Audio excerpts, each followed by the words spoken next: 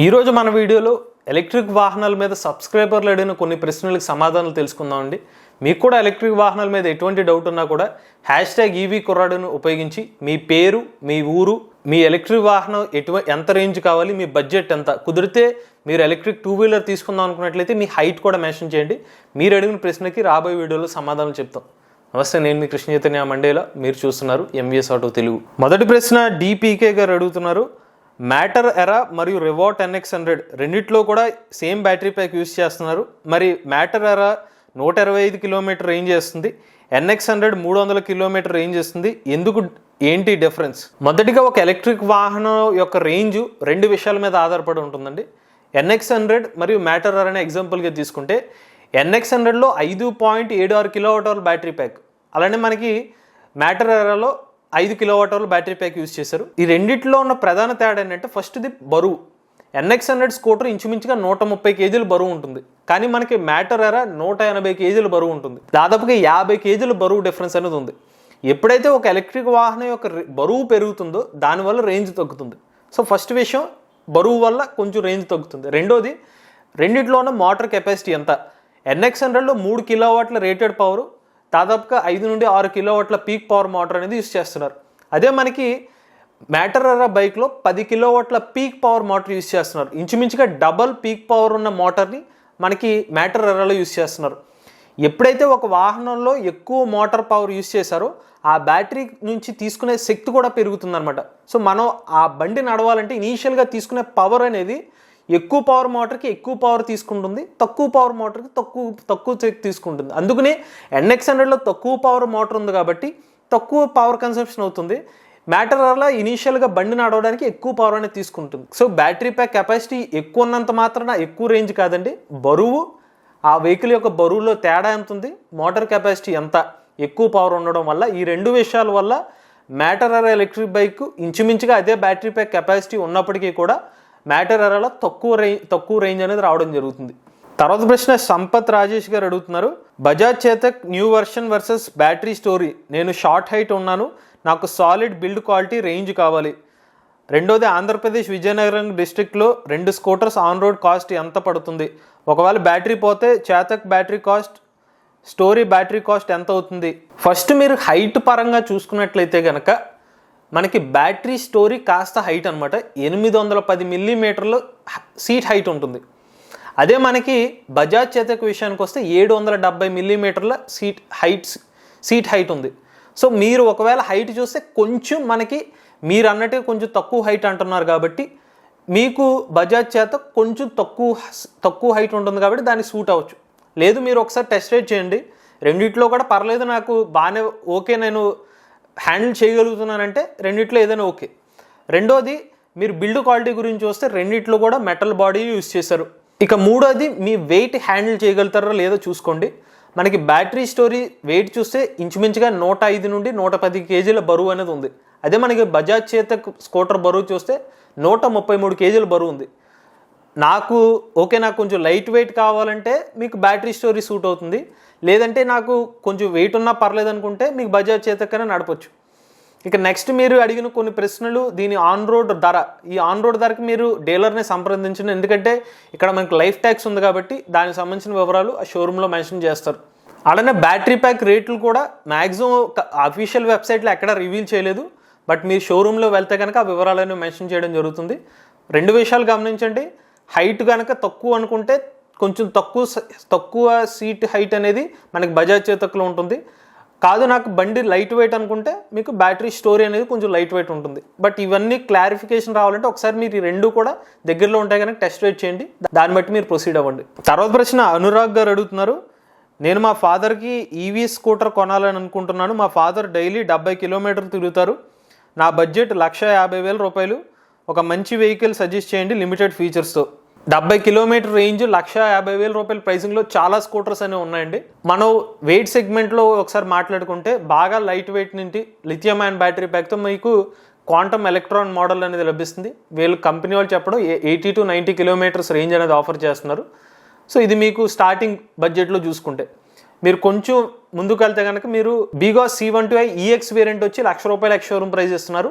దాదాపుగా 70 కిలోమీటర్ల real range వస్తుంది. లేదు మీకు కొంచెం ఎక్కువ కావాలంటే బీగాస్ C120i IMAX వేరియంట్ ఉంది. ఇది ₹1,20,000 ప్రైస్ ఉంది. ఇందులో వీళ్ళు 120 కిలోమీటర్ల రియల్ రేంజ్ ఇస్తున్నారు. అలానే బ్యాటరీ స్టోరీ కూడా ఇంచుమించుగా ₹1,17,000 ఉంది. మధ్యన ఆఫర్ అని పెట్టారు. అది ఒకవేళ కంటిన్యూ లేకపోతే కనుక ₹1,17,000 ఆఫర్ ఉంటే ₹1,00,000 ఇస్తున్నారు. వీళ్ళు వచ్చి 130 కిలోమీటర్ల రియల్ రేంజ్ చెప్తున్నారు.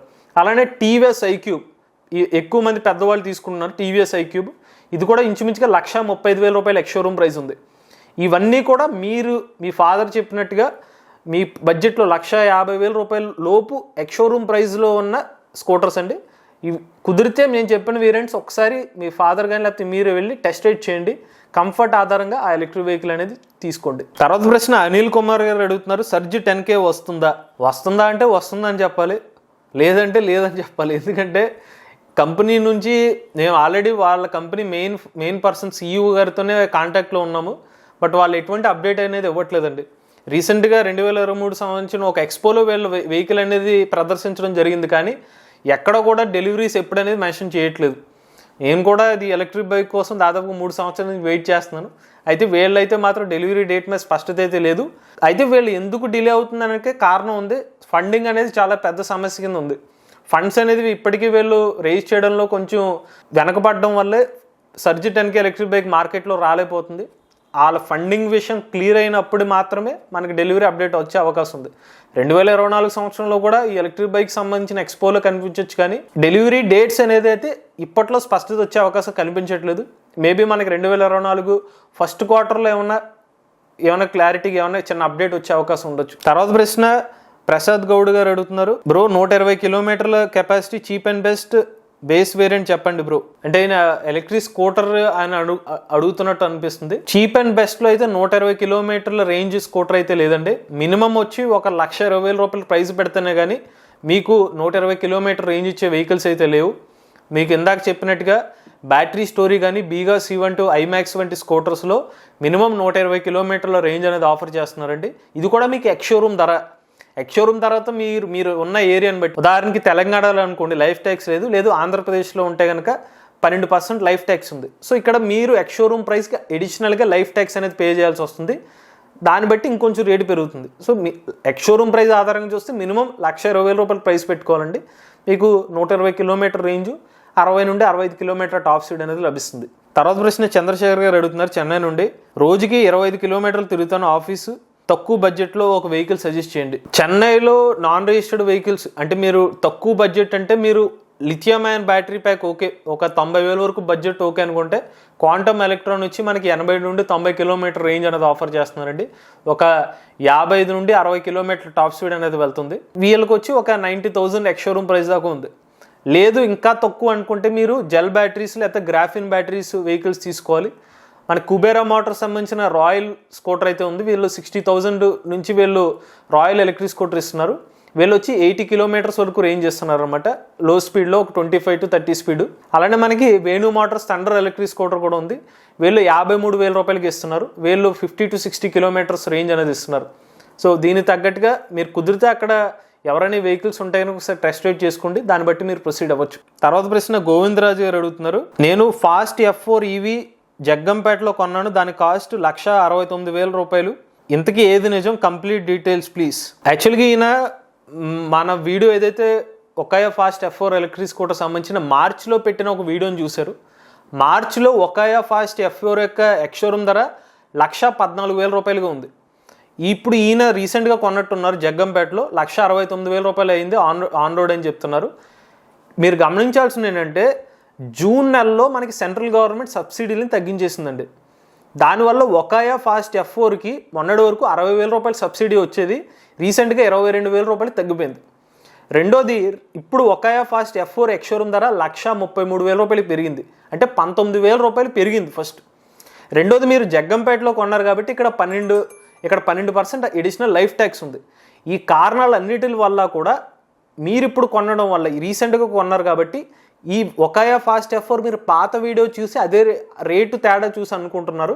సో ఇప్పుడున్న రేటు ఇప్పుడు రీసెంట్గా అయితే మాత్రం లైఫ్ ట్యాక్స్ అనేది ఉండడం వల్ల, రెండోది సబ్సిడీ తగ్గడం వల్ల మీకు రేట్ అనేది పెరిగిందండి.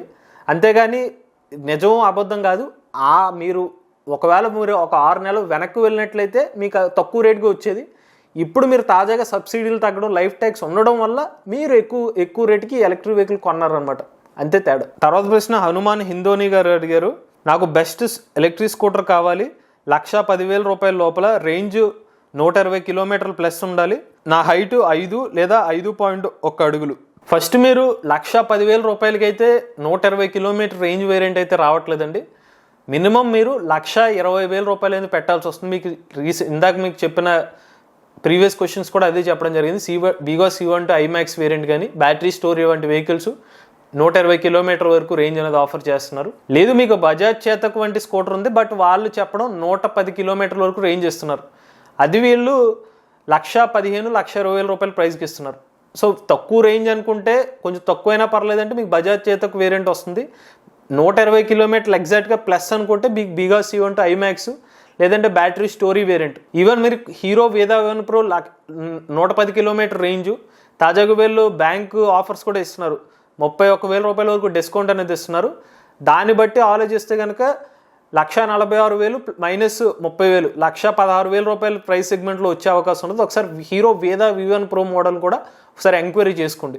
ఈ మోడల్స్లో ఏదైనా కూడా కుదిరితే టెస్ట్ రైడ్ చేయండి, దాన్ని బట్టి ప్రొసీడ్ అవ్వండి. చివరి ప్రశ్న అజీజ్ గారు అడుగుతున్నారు హైదరాబాద్ నుండి, నేను ఫుడ్ డెలివరీ జాబ్ చేస్తాను, బరువు 106 వరకు ఉంటాను, హైట్ 5.9 అడుగులు ఉంటాను, డైలీ 150 కిలోమీటర్లు తిరుగుతాను, ఎక్స్ట్రా బ్యాటరీ తీసుకుని తిరిగినా పర్లేదు, కానీ నా వెయిట్ అండ్ యూసేజ్కి ఏదైనా బెస్ట్ ఎలక్ట్రిక్ వెహికల్ చెప్పరా. ఇప్పుడు మీకు బైక్స్ పాయింట్లో చూసుకున్నట్టయితే రివాల్ట్ RV400 ఉందండి. ఇందులో మీకు రిమూవబుల్ బ్యాటరీ ప్యాకే వస్తుంది, 140 కిలోమీటర్ రేంజ్ అనేది వస్తుంది, 40 to 45 స్పీడ్ వెళ్ళాలి. సో మీరు అనుకున్నట్టయితే రివాల్ట్ RV400 ఇంకొక బ్యాటరీ ప్యాక్ తీసుకుంటే మీకు కావాల్సినట్టుగా ఇంచుమించుగా 140 వరకు ఓకే అనుకుంటే పర్లేదు. ఒక 1 అవర్ మీరు గ్యాప్ తీసుకుని ఈ టైంలో ఛార్జింగ్ పెట్టుకుంటే మీరు అనుకున్నట్టు రేంజ్ అనేది అడ్జస్ట్ అవుతుంది. లేదు స్కూటర్ దాంట్లో తీసుకుందాం అనుకున్నట్లయితే మీకు వీగో C1 ఐమాక్స్, ఇందులో మీరు హైట్ తగ్గట్టుగా మీకు బాగానే సూట్ అవుతుందండి. పైగా దీని లోడ్ కెపాసిటీ 150 కేజీలు ఇస్తున్నారు కాబట్టి మీరు 106 కేజీలు బరువు అయినా కూడా ఎటువంటి ప్రాబ్లం ఉండదు. అలానే మీకు బ్యాటరీ స్టోరీ వేరియంట్ కూడా ఉంది. వీళ్ళది కూడా మీరు రిమూవబుల్ బ్యాటరీ ప్యాక్ తీసుకుంటే వీగో C1 ఐమాక్స్లో ఒక బ్యాటరీ ప్యాక్ తీసుకుని ఇంకొక ఎడిషనల్ బ్యాటరీ ప్యాక్ తీసుకుంటే ఒక ఛార్జింగ్ అయిపోయే టైంలో ఇంకొక 20-30% ఉన్నట్టుగా వేరే బ్యాటరీ ప్యాక్ రీప్లేస్ చేసుకోవచ్చు. అలా removable battery pack. Revolt RV400 డైరెక్ట్గా 140 కిలోమీటర్ రేంజ్ వస్తుంది కాబట్టి మీరు 40-45 స్పీడ్ మెయింటైన్ చేస్తాం అనుకుంటే సింగిల్ బ్యాటరీ సరిపోతుంది.